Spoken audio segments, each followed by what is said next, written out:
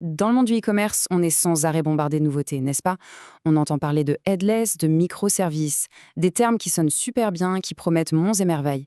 Mais la question, la vraie question, c'est est-ce que cette course effrénée à la dernière technologie est vraiment ce qu'il y a d'à vendre plus? C'est exactement ce qu'on va décortiquer ensemble aujourd'hui. Vous savez, il y a cette expression, le syndrome de l'objet brillant. C'est un peu comme une pie en fait. Dès qu'un truc nouveau et clinquant apparaît dans l'univers de la tech, on a ce réflexe presque irrésistible de vouloir l'adopter tout de suite. Mais est-ce que c'est toujours une si bonne idée? Et aujourd'hui, ces fameux objets brillants, eh bien, ce sont des mots comme headless, les microservices, les tout derniers frameworks JavaScript. Et c'est vrai, face à tout ça, une solution comme PrestaShop, qui a déjà quelques années au compteur, peut paraître un peu vieillotte, moins sexy, c'est sûr.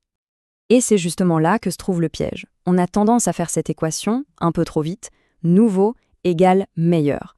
Mais pour un e-commerçant dont l'objectif premier est de vendre ses produits, est-ce que cette équation tient vraiment la route? C'est ce mythe qu'on va essayer de démonter. Pour aller à contre-courant de cette idée, je vais vous présenter un concept. Un concept qui peut sembler contre-intuitif au premier abord, mais qui est terriblement puissant. Et ça pourrait bien changer votre façon de voir les choses. Ça s'appelle l'effet Lindy. Pour que ce soit plus parlant, imaginez qu'on est en train de construire une maison pour son business. L'option Hype, la nouvelle technologie, c'est un peu comme construire une maison super futuriste imprimée en 3D. C'est fascinant, ça en jette, mais personne ne sait vraiment comment elle tiendra dans 10 ou 20 ans. L'option éprouvée, comme PrestaShop, c'est construire en briques et en béton. C'est peut-être moins spectaculaire, plus ennuyeux, mais on sait une chose, ça résiste à toutes les tempêtes. Et ce concept, cette idée, c'est l'effet Lindy. Le principe est tout simple. Une technologie qui existe depuis 15 ans, comme le cœur de PrestaShop, a de très fortes chances d'être encore là dans 15 ans. À l'inverse, un nouveau framework sorti il y a à peine 3 mois, eh bien, il pourrait tout aussi bien disparaître aussi vite qu'il est arrivé. Le point absolument crucial, il est là. Adopter une architecture toute neuve, c'est accepter de jouer le rôle de bêta-testeur. Et dans le monde du e-commerce, chaque bug, chaque petite instabilité, ça se paye cash, littéralement, en perte de commande, et donc en perte de chiffre d'affaires. Bon, assez théorie. Parlons concret. Parlons business. Qu'est-ce que tout ça signifie au quotidien pour une boutique en ligne qui doit tourner? Voilà la question que n'importe quel marchand se pose. Parce que, soyons honnêtes, la vraie modernité en 2025, ce n'est pas d'avoir le code le plus à la mode. C'est de pouvoir lancer une nouvelle fonctionnalité ou une promotion le plus rapidement possible. C'est la vitesse qui compte. Et là, la différence est flagrante. Avec une stack dite moderne, si on veut connecter un nouveau service de paiement ou de logistique, ça demande souvent un développement sur mesure. C'est long, ça coûte cher.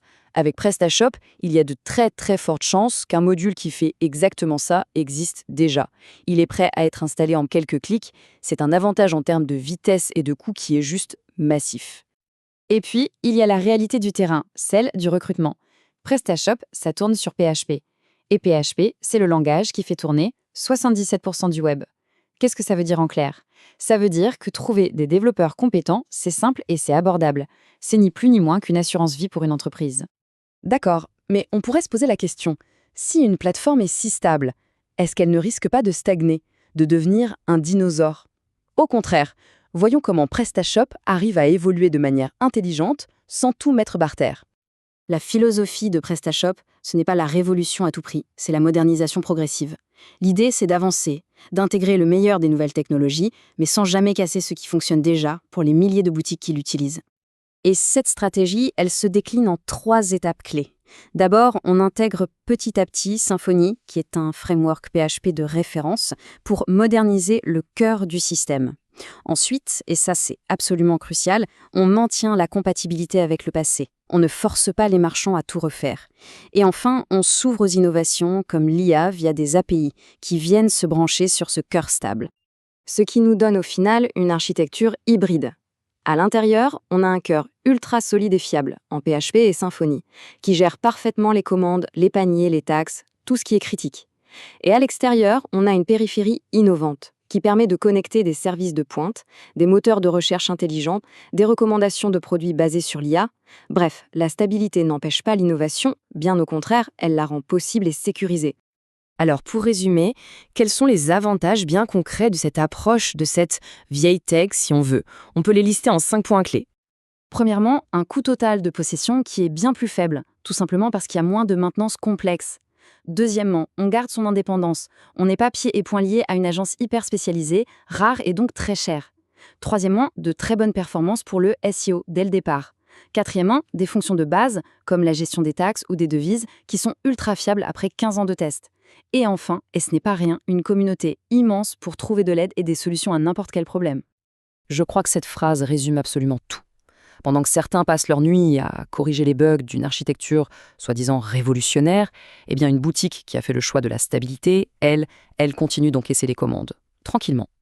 On va finir là-dessus avec cette question. Au-delà des modes, au-delà de la hype technologique, le but ultime d'un site e-commerce, c'est de vendre.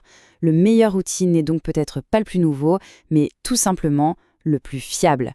Et au final, n'est-ce pas l'unique métrique qui compte vraiment?